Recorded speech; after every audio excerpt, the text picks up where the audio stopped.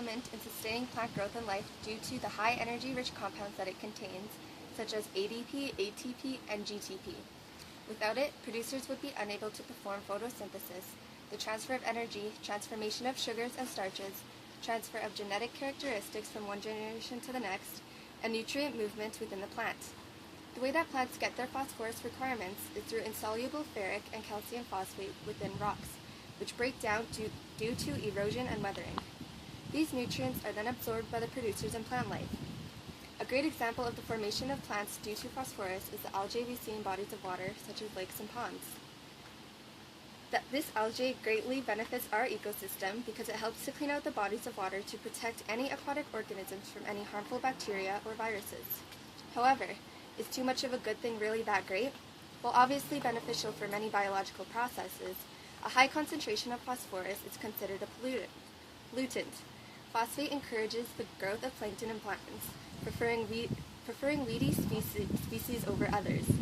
Superfluous growth of these plants tend to consume large amounts of dissolved oxygen, potentially suffocating fish and other aquatic life forms, which is called hypoxia, while also blocking available sunlight to organisms who are inhabited deep under the sea. This is known as eutrophication. Algae bloom means the rapid increase of algae in the aquatic system.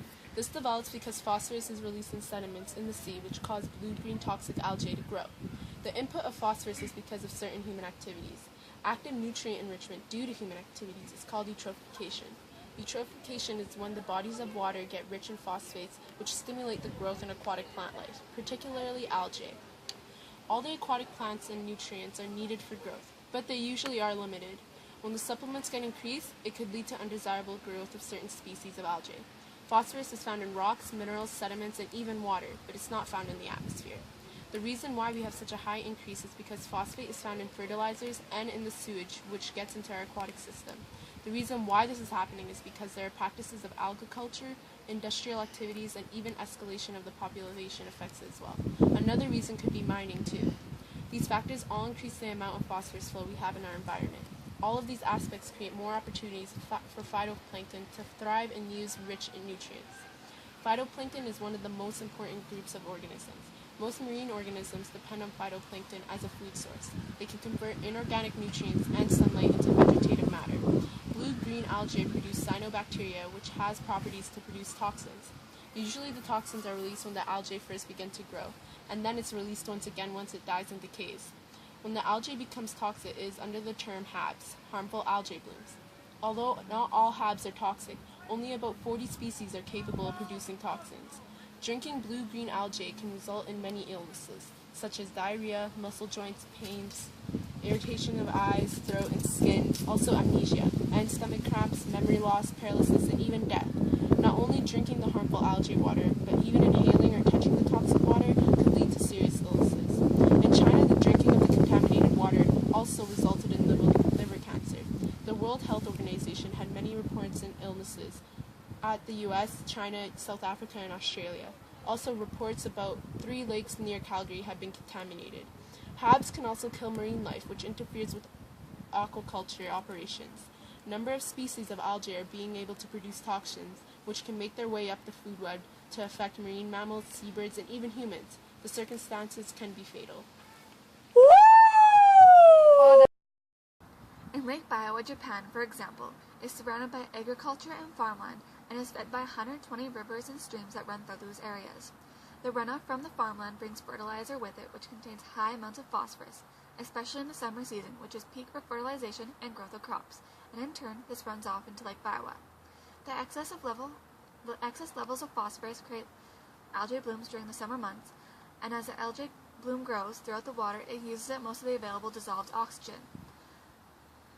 Without the oxygen in the water, the biodiversity of Lake Biwa has significantly decreased, and with the growth of the algae, certain invasive fish species, such as largemouth bass and bluegill, have arrived into the lake, harming the indigenous species that live there.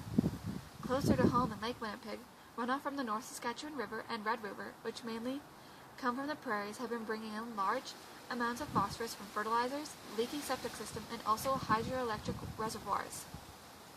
This has caused the largest algae bloom in Canadian waters ever. The bloom is so large that it is creating a thick green sludge around the perimeter of the water and killing off the vast ecosystem that lives there. Any contact with algae has caused harmful disease and health problems and has also killed land animals surrounding the lake. This can also be seen in other Canadian lakes such as Lake Ontario and Lake Erie, which are heavily polluted by industry, agriculture, and oil pollution. The surplus of phosphorus from these areas causes rapid algae growth and oxygen rejection, and has led to massive amounts of fish deaths and environmental degradation. Both Canadian and American governments are working together to stop this from continuing every year. On American soil, however, the Gulf of Mexico is feeling the effects of algae blooms as well. Phosphorus runoff from agriculture, sewage, and industry surrounding the areas along the Mississippi River are going down the river and are being dumped into the Gulf. This is called large algae blooms and is directly related to hypoxic dead zones. Hypoxic dead zones are areas of ocean water where there is little to no dissolved oxygen. This has prompted fish deaths along with the death of many other marine animals and organisms throughout the dead zone. How it affects humans. Algal blooms can happen in any bodies of water, mostly lakes near farms. Fertilizers from farms are one of the causes of algae to multiply because of excess fertilizers flows down near a body of water. As the algae dies and decompose high levels of organic matter, and the decomposing organisms deplete the water of available oxygen, causing the death of organisms such as fish, birds, and any organisms that consume the water. It can affect humans too, because diseases due to blue-green algae toxins varies according to the type of toxin and the type of water or related exposure like drinking, skin contact, etc. Humans are affected with a range of symptoms including skin irritation, stomach cramps, vomiting, nausea, diarrhea, fever, hay fever symptoms, sore throat, headache, muscle and joint pain. Possible skin tumors, ear aches, gastroenteritis, and liver damage. Swimmers in water containing blue-green algae toxins may suffer allergic reactions, such as asthma, eye irritation and redness, rashes, and blisters around the mouth and nose. Although many people have become ill of exposure to freshwater blue-green algae toxins, death from algal-contaminated drinking water is unlikely to occur, given the water resources are usually effectively managed to control taste, odor, and other related algae problems. It's possible that extended exposure to low levels of blue-green algae toxins could have long-term or chronic effects in humans. Blue-green algae have been linked into illness in various regions throughout the world, including North and South America, Africa, Australia, and Europe, Scandinavia, and China. There are no reliable figures for the number of people affected worldwide. The only documented and scientifically substantiated human deaths due to blue-green algae toxins have been due to exposure during dialysis. People exposed through drinking water and recreational water has required intensive hospital care.